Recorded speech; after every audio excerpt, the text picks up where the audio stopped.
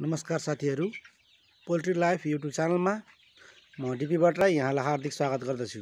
आज लेयर चलाएको 41 दिन र 41 दिनको बिहानको पानी चलालाई मैले एकदम सादा पानी थियो र दिउँसो पनि चलालाई एकदम सादा थियो र अहिले बेलुका भने चलालाई मैले लगभग 200 ml जति लिबरटोनिक दिएको छु र चलाले लिबरटोनिक पानी पिइरहेका छन्। र चल्लाको आज मोटालिटीको कुरा गर्दाखेरि चाहिँ आज दुईटा मोटालिटी भएको थियो। बिहान मैले यो पर्दा हल्का खोल्देर मुनिबाट खोल्देर भएको थिएँ, जाडो हुँदैन होला भनेर, बेलुका जाडो थिएन र बिहान निकै जाडो भएछ र दुईटा साना खालका चल्लाहरू चाहिँ थिचिएर पुरा रोटी जस्तै भएका थिए मरेर। दुईटा चल्ला चाहिँ आज बिहान मरेका थिए र मोटालिटी भनेको 11 बाट 2 थपिएर अहिले 13 पुगेको छ। र चारोको कुरा गर्दाखेरि चारो यिनीहरूले दैनिक अहिले पनि 2.5 बोरा नै खपत भइरहेछ। आज पनि मैले हिजो 2.5 बोरा आज 2.5 बोरा गर्दै दैनिक 2.5 बोरा दाना चाहिँ मैले यिनीहरूलाई दिइरहेको छु। र आज चिसोको कारणले गर्दा होला हल्का कुनैले त्यो दिशा त राम्रै छ तर अलिकति पातलो खालको दिशा छ। कुनै रङ कलर भएको अथवा रेड कलर अरू कुनै कलरको कुनै कलरको पनि होइन, एकदम राम्रो दिशा चाहिँ कलर चाहिँ एकदम सही कलरको छ तर हल्का पातलो छ। हो त्यसले गर्दाखेरि चाहिँ मैले यी चल्लाहरूलाई आज अब 2 दिन चाहिँ लिबरटोनिक चलाइदिनु पर्यो भनेर गरेको छु। र हिजो चिसो भएको कारणले गर्दा मैले अहिले राति चाहिँ अहिले मैले यिनीहरूलाई यो बोल हल्का अलि माथि उठाएर बोल हल्का बालिदिएको छु चिसो भएकाले गर्दा।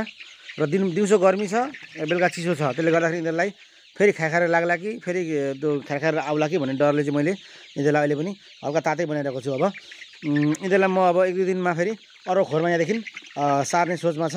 यिनीहरूलाई लगभग म यहाँबाट 4-5 चल्ला चाहिँ अब खोरमा लान्छु, फेरि यो प्याक हुन्छ, फेरि 4-5 खोरमा लान्छु, फेरि प्याक हुन्छ, फेरि कोठामा लान्छु।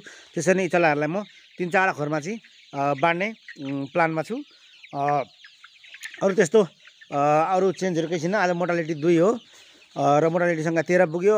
पानीहरू एकदम सादा पानी थियो बिहान र दिउँसो। अहिले लिबरटोनिक दाना लगभग 125 किलो दैनिक खपत र पर्दाहरू चाहिँ मैले अहिले लगाइदिएको छु। हल्का अलिअलि मुनिबाट हल्का यसरी मुनिबाट चाहिँ अलिअलि खोलिदिएको छु। अरू चाहिँ लगाइदिएकै छु। माथि भेन्टिलेसन दरै भेन्टिलेसन छ, माथि दरै खालको ठुलै भेन्टिलेसन राखेको छ माथिबाट चाहिँ।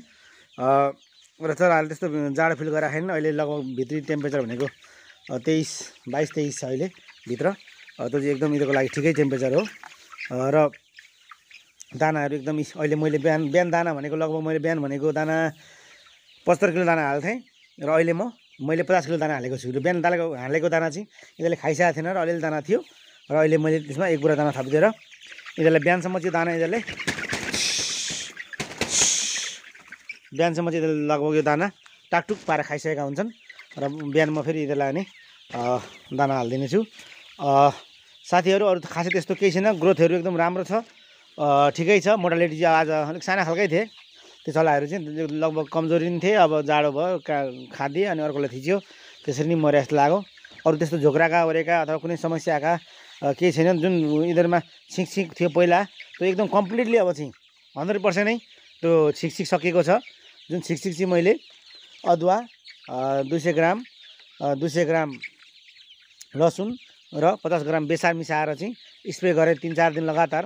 हो त्यसले चाहिँ यो छिक एकदम हटाइदिएको छ अहिले। र म चाहिँ ब्रोइलरलाई पहिला यो बनाएर खुवाउँथेँ तर यिनीहरूले चाहिँ यो अलिकति थोरैमा ट्राई गरेर यिनीहरूले खाँदा रहेनछन्। यिनीहरूले चाहिँ त्यस्तो खालको पानी देख्यो भने पानीको छेउमा जाँदैनन्, अलिक खत्रै खालको जात हुँदो रहेछ यो चाहिँ। त्यसले गर्दा यिनीहरूलाई मैले अलिक कडा 4-5 लिटरमा त्यति थोक मिसाएर मनतातो पानी बनाएर यिनीहरूलाई मैले स्प्रे गरेर त्यो छिक यिनीहरूको मैले एकदम मजाले हटाइदिएको छु। र अहिले एकदम चल्लामा छिक छाक केही छैन, एकदम निरोगी छन्। ऊ त्यस्तो चल्ला त्यो एउटा हो यस्तो अलिक कमजोर चल्लाहरू चाहिँ अलिक जाडो भयो भने त्यहाँनिर एउटा बसेछ नि, यो सानो चल्ला हो। यो सानो खालको चल्लाहरू चाहिँ अलिक जाडोमा पऱ्यो भने चाहिँ यो यस्तो खालको हो, यस्तो चल्ला हो। यो चल्लाहरू जस्तो हो यस्तो सानो खालको चल्ला चाहिँ कुनै छन्। यस्तो चल्ला जाडोमा पऱ्यो भने चाहिँ थिच्यो भने परमधाम गइहाल्छन्। हो त्यसले गर्दा टेम्परेचर एकदम ठिकै छ। अब आज चाहिँ म फेरि पर्दा अलिक खोलिदिन्न, ठिकै यही पार्छु। र भुसहरू भनेको मैले दिन बिराएर चलाइरहेको छु, हिजो चलाउनु भ्याइन र आज चाहिँ मैले एकदम मजाले टाइम लाएर भुसलाई चाहिँ एकदम मजाले चलाएको थिएँ।